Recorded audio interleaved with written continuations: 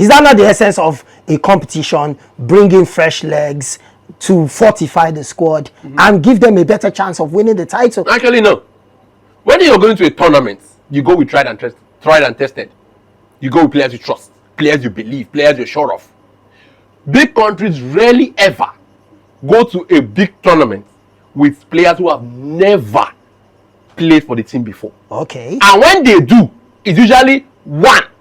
And that one has to be a very hot prospect. Okay, welcome to the AFCON 2025 preview on Jawon Better TV. You can like and subscribe on the platform to watch every entertaining stories, every entertaining content on Jawon Better TV. But the focus is the 35th edition of the African Cup of Nations, which will be kicking off on the 21st of December in Morocco. 9 venues would be used in six cities across Morocco, from Tangier to Casablanca to Rabat to Fez to Agadir.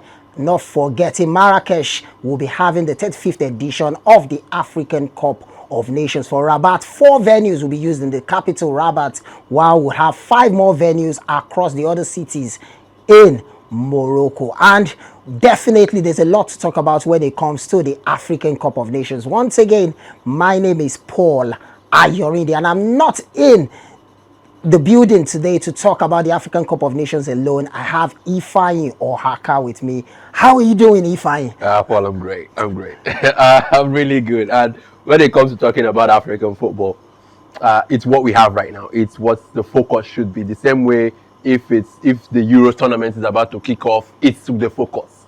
That is also how the African Cup of Nations should be. Okay, let's go straight into the African Cup of Nations. The group stage, like I said earlier, starts on the 21st of December, starting with Group A. We have Group A, Group B, Group C, Group D, Group E, and Group F. So we have 24 nations that will be slugging it out for who becomes the champion in the 35th edition of the African Cup of Nations. Let's start with Group A, where the host nation, Morocco, are in the group. The Atlas Lions of Morocco are in the same group alongside Comoros, Mali, and the Copper Bullets of Zambia. So we have Morocco, Comoros, Mali, and Zambia in Group A. If I looking at Group A, how exactly do you feel Group A would pan out over the next couple of weeks? You have Morocco, who are one of the favorites on paper to win the title. They have been close a couple of times. They have a very great squad, and a lot of people feel going into this AFCON, they might just be one of the favorites for the title. They are in the same group with Comoros, Mali, who are West African giants when it comes to football on the continent. Then you have Zambia, who some people will call the sleeping giants when it comes to football on the continent.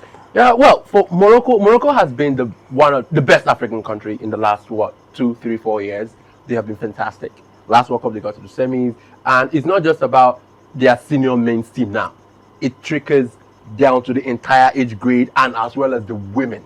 So it shows that they are doing something very, very good in their football.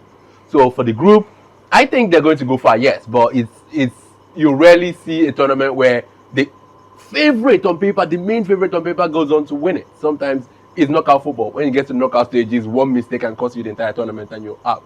But for the group stage, I see them comfortably winning the group and going through. But for who goes through with them, I'm going with Mali because of how good they were in the qualifying phase, and also the World Cup qualifier, which they unfortunately didn't, get to the World Cup. But I think they just have just enough to get through with Morocco. So you feel for Comoros and Zambia, they don't stand a chance of progressing automatically because 2 teams qualify automatically from Group A. So you feel it will be Morocco and Mali, and no chance for Comoros and Zambia. It's football; everyone has a chance, but on paper and the strength of the team, I'm going Morocco to win the group, but comfortably. And then Mali gets through as well. Okay, moving away from Group A, let's go to Group B, where we have 7-time champions Egypt alongside South Africa, Angola, and Zimbabwe in Group B. This is an interesting group because we have 3 Southern African nations in Group B. So we have 3 COSAVA nations In Group B, that's South Africa, Angola, and Zimbabwe. These are teams that play themselves regionally from time to time, so they know themselves alongside the 7-time champions of the competition. We also, in this group, we also have South Africa, who have won the African Cup of Nations before, winning the title when they hosted it in 1996. So we have two teams that have won the African Cup of Nations in Group B, alongside two teams that have never won it before. Group B, Egypt, South Africa, Angola, Zimbabwe. Ifeanyi, how do you see Group B panning out, and which two teams do you think will progress automatically into the round of 16? Egypt is one of the favorites for the tournament itself, not just the group. And it's not just because of their 7-time champions. It's not just that.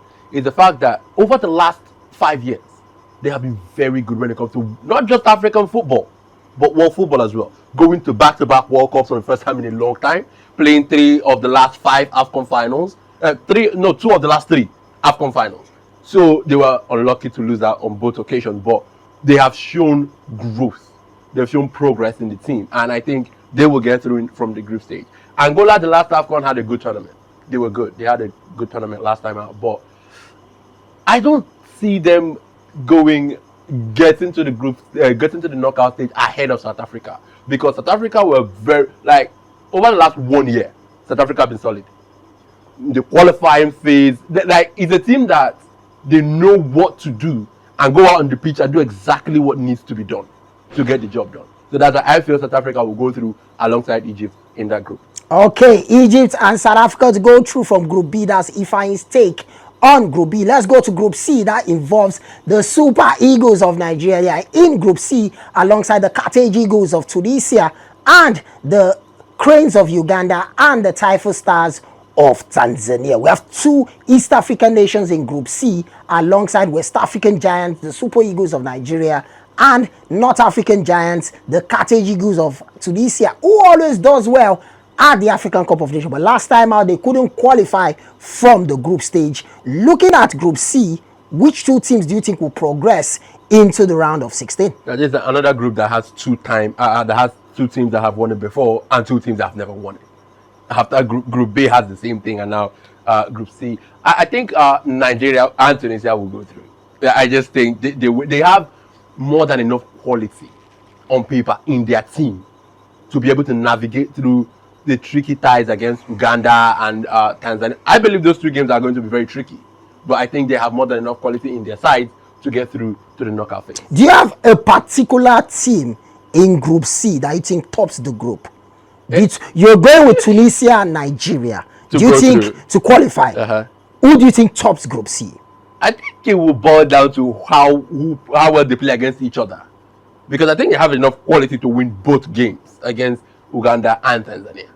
But now, how they fare against each other, I think will be the ultimate determinant of who goes through in the end. But I'm just going to go with both of them to go through. Okay, so you're keeping it smart and simple that Nigeria and Tunisia would qualify from Group C. Now let's go to Group D, where Teranga Lions of Senegal are in Group D, alongside the Leopards of DR Congo and the Cheetahs of Benin Republic and Botswana. This is an interesting group because Senegal and DR Congo were in the World Cup qualifying group, and it took Senegal winning away from home in Kinshasa 3-2 to progress to the World Cup at the expense of the Democratic Republic of Congo, before Democratic Republic of Congo did so well in the playoffs to book a place in the Intercontinental Playoffs, which will be played in March 2026. So we have Senegal, DR Congo, Benin Republic, who has Gernot Rohr, who has experience in the AFCON, as their coach, and they also have Botswana as well. How do you see Group D panning out with Senegal, DR Congo, Benin Republic, and Botswana slugging it out for 2 automatic places in the round of 16? It's going to be a really tough one. It's going to be a really tough one, because maybe a lot of people will be looking at Botswana as the whipping boys in the group, which may be fair, a little bit fair, but and you look at the performances of Benin Republic, especially over the last 1 year with Gernot Rohr, he has been very, very good. It just took a bit of inexperience, I would say, that denied them a place in the World Cup qualifying playoffs. Okay. And then you have a Congo who were very, very good. It took Senegal being near impeccable for them to not make it directly to the World Cup. And then you have a Senegal team who are very experienced. very solid squad, one of the favorites to win the competition. I think I'm going to go with Senegal to top the group, and then DR Congo to qualify. So you're so certain Senegal will top this group. Yeah. But you are not so certain Nigeria will top their group. No. So you go with Senegal to top group D. Yes, and Congo will qualify alongside Senegal. Automatically. Yes, automatic qualification for Congo, yes. Okay, let's go to Group E, where we have the Phoenix of Algeria, the Stallions of Burkina Faso, the Zalanga Thunder of Equatorial Guinea, and Sudan. It looks like a feisty group on paper. Group E, Algeria, Burkina Faso, Equatorial Guinea, and Sudan. Who qualifies from this group? No, I think Algeria will top the group, and then it's going to be a really tough one and tricky as well, because Burkina Faso, Equatorial Guinea, and Sudan have been in and around the same level when it comes to African football in the last couple of years. Sudan have experienced tremendous growth in their football.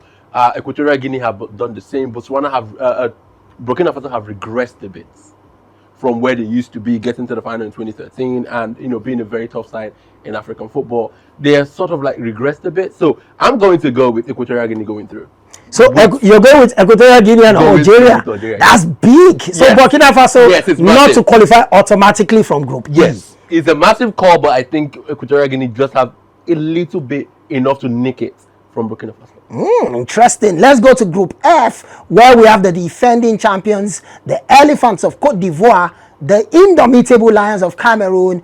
We have Gabon as well, the Panthers of Gabon, and Mozambique. This looks like a feisty group on paper. Côte d'Ivoire, Cameroon, Gabon, and Mozambique. Also, just like Group D, we have Côte d'Ivoire and Gabon, who slugged it out for World Cup qualification just some months ago in the same group. Côte d'Ivoire had to secure World Cup qualification at the expense of Gabon on the final day of qualification. Once again, they find themselves in the same group, this time in the African Cup of Nations. How do you see this group panning out? Who tops the group and who qualifies alongside the table topper from Group F into the round of 16? This is what you call a group of death on paper. Okay, so you feel this is the group of death? Yes, this is what you call a group of death on paper, because you have three teams who can go pound for pound against each other. Okay. And then you have one who just might be 2 steps below them in Mozambique. Now, for who qualifies, I feel the defending champions will go through. Okay. They have really dropped a bit after winning the AFCON. They've not let off. They've been consistent in terms of how well they've been playing. And then there is Gabon, who I feel will go through at the expense of Cameroon. There's way too much drama in Cameroonian football, both on and off the pitch, for it not to affect them at the tournament. So you feel Cameroon's off the pitch antics would affect them on the pitch in the competition? Yes. So I'm going with Ivory Coast to top the group and Gabon to qualify alongside Ivory Coast. So I don't see Cameroon going through that from that group. Okay. At least not automatically. Okay, so Côte d'Ivoire and Gabon to qualify from Group F. So we've dissected the 6 groups when it comes to the 5th edition of the African Cup of Nations. Ifeanyi Oaka giving his thoughts on those ones. You guys watching as well from different parts of the world can also put in the comment section which teams do you think will qualify automatically from the 6 groups when it comes to the 5th edition of the African Cup of Nations that kicks off on the 21st of December in Morocco. Now let's look at the favorites for the title. You've mentioned in the last couple of minutes favorites in this particular group or the other. Which 3 teams do you think are the odds-on favorites to win the 35th edition of the African Cup of Nations? In my opinion, I'm going to go with the teams that I believe are the 3 best teams in African football at the moment. Which are? Morocco. Okay. Senegal and Egypt. So in no particular order, you're going with Morocco, Senegal and Egypt as the favorites for the African Cup of Nations. You seem to be so sure about Morocco being one of the favorites, talking about them being close. But last time out at the African Cup of Nations, they were dumped out in the round of 16 by the Bafana of South Africa. So they weren't that close to winning the title. So why are you so sure Morocco are one of the top 3 favorites for the AFCON that kicks off in some few days' time? Okay, aside the fact that the tournament is being played in Morocco, aside that. Okay, aside from that being the fact that they're the host nation, And when I say the last qualifying series of the World Cup and the Nations Cup, they have been near impeccable, almost unbeatable. They were the first to qualify for the World Cup in the recent qualification phase. They got to the semi-final of the last World Cup. They had a poor tournament in the last AFCON, but this time, like I mentioned, it's going to be like the crowning jewel of all the efforts that these guys have put in over the last couple of years. This is it. And also, now you have to include the fact that they are playing at home. You're going to be like, okay, yes. In front of their home fans. Yes, these people have to see all the things that they've been cheering us on for the last couple of years. They deserve this. And the last time they won the AFCON, it's been a long time. And they have not had a team this good in that time period. So they're looking at it that, look, on paper, we have one of the best teams in this tournament. So we have to go on the pitch and show it. So which is one of the main reasons why I believe that this team have more than what it takes to win the AFCON. Okay, now for Egypt and Senegal, why do you think they should be one of the favorites? Why are you touting them as one of the favorites for the AFCON? For me, Egypt is because of how close they've come when it comes to winning the AFCON. They've gotten to the final or 2 of the last 4, and they were unlucky. Now, that's why I'm going with, and they have been really, really good in terms of African football. And also qualifying for back-to-back World Cups after having not gone to the World Cup for a long time. It shows the quality in the team. And they still keep getting good players. So I feel like they have more than what it takes to get there. For the Senegalese team that won the AFCON, they are still there. The core of the Senegalese team, the Mendy's, the Koulibaly's, Sadio Mane's, the Idrissi Gueye, they are still there. And then you have the younger, exciting players like the Ndiaye of Everton. So they found a way to merge both youth and experience. This team went to Congo knowing that they need to win to get to the World Cup. They went 2-0 behind and still came back to win that game away from home. So this is a team that are experienced, have what it takes. They are very good players, and plus the experience, they can do it. Okay, so Ifeanyi is going with 3 teams he feels who should be the favorite for the title when it comes to the 35th edition of the African Cup of Nations. The host Morocco, Egypt, and Senegal. They mentioned Nigeria. So the next question to you is, why exactly do you think Nigeria is not one of the favorites for the title? We saw the 28-man list being ruled out by the Super Eagles coach Eric Shell. Looks like a formidable squad. Why exactly do you think the Super Eagles won't be competing for the title? Yeah, this is for me, this is the first time that the Super Eagles will be going into an African Cup of Nations, and I'm like, nah, we can't. Why? This is the first time. And this is because on paper, we have a very solid squad. Okay. Player for player, there are not 3 teams in African football that have better players. Okay. Player for player. But then the coach has not done anything since his appointment to convince me that he actually has what it takes to lead this team to achieve something tangible. Okay. He has not done that. And then they have a lot of off-field dramas. And then the 28-man list that you mentioned that's supposed to be formidable is littered with controversy. From the return of players who have not been in the team for 2 years plus, Okay. to calling up players who have never been to the Super Eagles camp. Is that not the essence of a competition? Bringing fresh legs to fortify the squad and give them a better chance of winning the title? Actually, no. When you're going to a tournament, you go with tried and tested. You go with players you trust, players you believe, players you're sure of. Big countries rarely ever go to a big tournament with players who have never played for the team before. Okay. And when they do, it's usually one. And that one has to be a very hot prospect that everybody's talking about. So it's basically saying the 5 debutants, there's no hot prospects. Okay, before their names were reeled out, I can tell you that due to this is judging by the reactions from most Nigerians after the 28-man list was out. You can tell that not a lot of these Nigerians know who these guys are. So does that now confirm that these players are not good enough, or they're not hot prospects at their various clubs? they check if you check go through the stats, they are good players, no doubt. But here's why. Here, let me give you two instances. When England took Theo Walcott to the World Cup in 2006, he was a very hot prospect. Everybody's talking about Theo Walcott. He never played one single minute. He was just taken to the World Cup. When Delima Ronaldo went to the World Cup in '94, very hot prospect. He didn't play a single minute. Those are isolated incidents, and it's just one player, a youngster.